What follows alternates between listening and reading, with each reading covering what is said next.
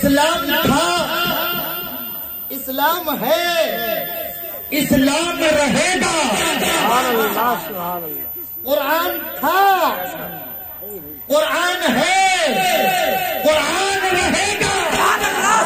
अरे इस्लाम की गर्दन पे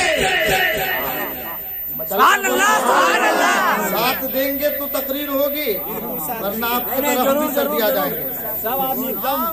इस्लाम की गर्दन पे हुसैन इब्ने अली का एहसान था, एहसान है, एहसान है। इस्लाम की गर्दन पे हुसैन इब्ने अली का एहसान था, एहसान है, एहसान रहेगा। अरे इस्लाम तेरी नफ्स न डूबेगी।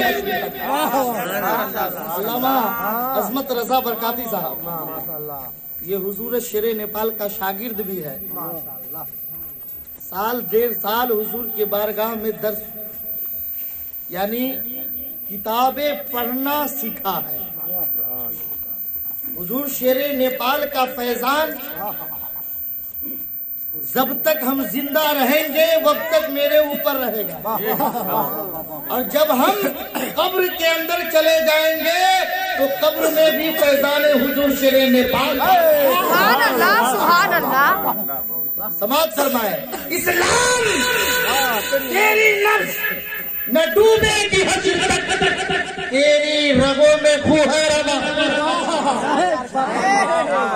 तेरी रगों में खूह है रवा। चार यार का तेरी रगों में खूह है रवा, चार यार का। इस्लाम था, इस्लाम है, इस्लाम रहेगा।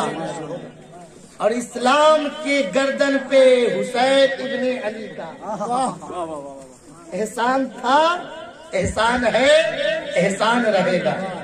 अब जब बात आ गई हुसैन इब्ने अली का, तो मैं अपने तकरीर से पहले मैं आपको समझाना चाहता हूँ कि किस रन में आप सुनेंगे।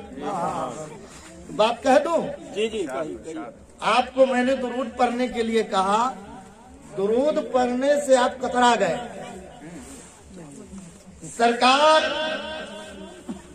जाने कायनात, जाने आलमीन सल्लल्लाहु ताला अलैहि वसल्लम की एक हदीस मुबारका है जिसका मफहूम मैं बयान। मेरे सरकार फरमाते हैं, जो मेरा गरीब गुलाम मुझ पर दुरूद भेजेगा, कल मैदाने महशर में उसे अपने मुजम्मिल वाले चादर में छुपा लेंगे। मैं चल कर हजरत कानपुर के सरजमी पर, जहां जिस मदरसे में हम तालीम हासिल कर रहे थे, जिसमें हजरत अल्लामा मौलाना अजमत अली बरकाती साहब भी थे, ये हमारे सीनियर और सदर साहब भी माशाअल्लाह। जिस इदारे से इस नाचीज की फरागत हुई है, उस इदारे से कई उलमा की फरागत हो चुकी है इस स्टेज पर। समाज फरमाए, उस वक्त तरबगिया में एक महफिल हुई थी, मैं छोटा था, और वहां पर हमारे मुश्फिक वस्ताज हजरत अल्लामा मौलाना कारी हसीब अख्तर साहब किबला, वो उनके हुक्म के मुताबिक मैं उस प्रोग्राम में तकरीर करने गया। बचपन का जमाना था, उस वक्त इतने हम पढ़ाई के दौरे तालीम का दौर, उस वक्त में हम छोटे थे और तकरीर होती थी तो कभी कभी वो साथ भेज दिया करते थे। उसमें गए और मैंने इसी हदीस को पेश किया। सरकार ने फरमाया, जो मेरा गुलाम मुझ पर एक मर्तबा दुरूद पड़ेगा, कल मैदाने महशर में उससे मुसम्मिल वाले चादर में छुपा लेंगे। तो यहाँ अपने इलाका में उस 2 दर्जन से पाक है इलाका, अपना इलाका 2 दर्जन से पाक है, लेकिन कानपुर के सरजमी पर बहुत 2 दर्जन मिलता है। 2 दर्जन समझते हैं ना? हाँ, समझते हैं। 24 नंबर, 24 नंबर, उनमें से खड़ा हो गया, कहने लगा, मौलाना बड़े छोटे हो, अरे लंबी लंबी बातें कर रहे हो, अरे तुम नबी की बात कर रहे हो कि नबी पर जो दुरूद भेजेगा, कल मैदान महशर में नबी उसे अपनी मुजम्मिल वाले चादर में छुपा लेंगे। इससे पता चलता है नबी की चादर कितनी लंबी है, नबी की चादर कितनी चौड़ी है, नबी की चादर कितनी वसी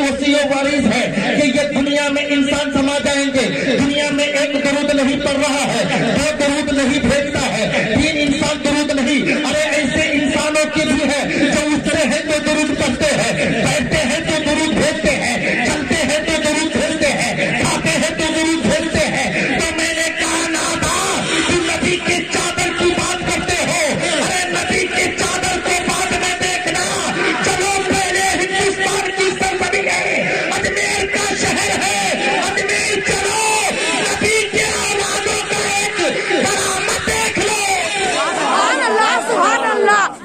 कहा अजमेर की धरती पर जब ख्वाजा गरीब नवाज आए हैं, जब ख्वाजा गरीब नवाज अपने 40 दुर्वेश के साथ आए, मजहब इस्लाम की तबलीग होने लगी। लोगों ने देखा है ये मुसलमान है जो अजान भी कह रहे हैं, ये मुसलमान है जो नमाज भी पढ़ रहे हैं, ये मुसलमान है जो इस्लाम की तबलीग भी कर रहे हैं। इसलिए पृथ्वी राजा ने वो खाना सागर पे पहरा लगा दिया। गरीबों ने जाकर हुजूर के मुरीदों ने जाकर कहा हुजूर अब पानी के लिए तक 10 साली हो गया, वजू करने के लिए पानी नहीं, वजू करने के लिए पानी नहीं, तालाब नहाने के लिए पानी नहीं, खाना बनाने के लिए पानी नहीं। तो हिंद का शहंशाह ख्वाजा गरीब नवाज फरमाते हैं ओ मेरे गुलाम, घबराने की जरूरत नहीं है, पानी बंद हुआ है, पानी पे पहरा लगा है, पानी को आने से मचल कर बोलिए माइक में सही करिए। पानी पे पहरा लगा है, पानी को आने से नहीं रोका गया, पानी को आने से नहीं रोका गया।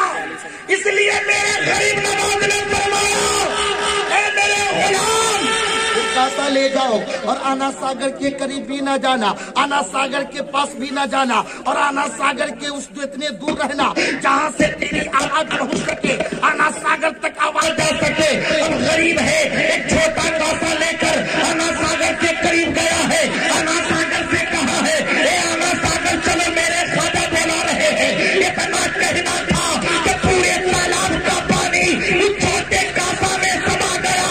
मैंने कहा अरे तुम मेरे नबी की चादर की बात करते हो, नबी के गुलामों का ये आलम है, तो मेरे नबी का आलम क्या होगा जब उनकी गदा बजेती है जहाने ज़माना की झोली, मुहताज का ये आलम है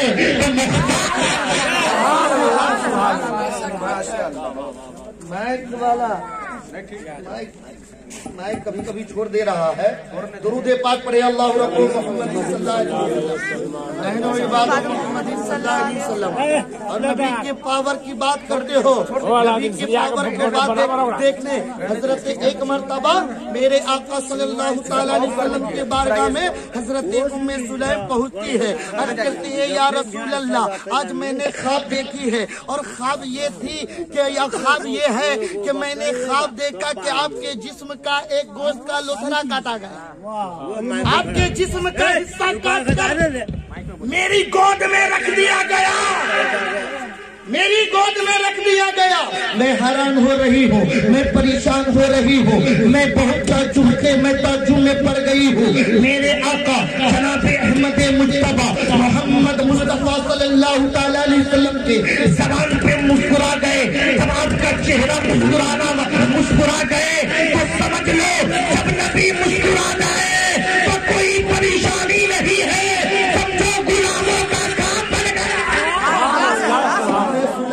उम्मे फजल हजरत उम्मे फजल नबी के बारगाह में पहुंचती है। मेरे आका फरमाती है ए मेरी चच्ची, घबराने की जरूरत नहीं है, बल्कि मेरी बेटी फातिमा के शिकम में एक बच्चा पल रहा है, वो पैदा लेगा तो सबसे पहले तेरी आपकी ताबीर क्या बताई कि मेरी बेटी फातिमा के शिकम में एक बच्चा पल रहा है। क्या कहा? लड़का। आज कुछ लोग कहते हैं, आज देखते हैं अब वो अल्लामा अजमत रजा बरकाती और हजरत अल्लामा शायर इस्लाम शम्स रजा नेपाली और अल्लामा अजमत हुसैन बरकाती और दीगर उलमाए किराम जिनका मैं नाम जानता हूँ, जिनका नाम ले रहा हो, जिनका नाम नहीं जानता हो वो मुआसरत खा हो। लिहाजा अब तो उलमा ने कहो हुजूर, अरे मानूरी